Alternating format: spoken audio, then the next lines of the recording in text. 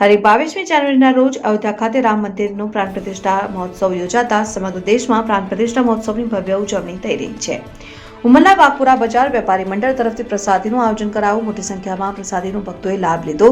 જયનગરમાં વહેલી સવારે પ્રભાત ફેરી યોજાઈ હતી। મસ્જિદ ફળિયાથી 4 રસ્તા સુધી આ પ્રભાત ફેરી નીકળી હતી ને સાથે ઝવેરનગર સહિત વિવિધ વિસ્તાર ભક્તો દ્વારા કાર્યક્રમ યોજાયા હતા અને ઉમરલા પોલીસ દ્વારા વિવિધ વિસ્તારમાં બંદોબસ્ત મૂકવામાં આવ્યો હતો, જેમાં પીએસઆઈ એન ચૌધરી સહિત પોલીસ કર્મચારીઓ ઉપસ્થિત રહ્યા હતા।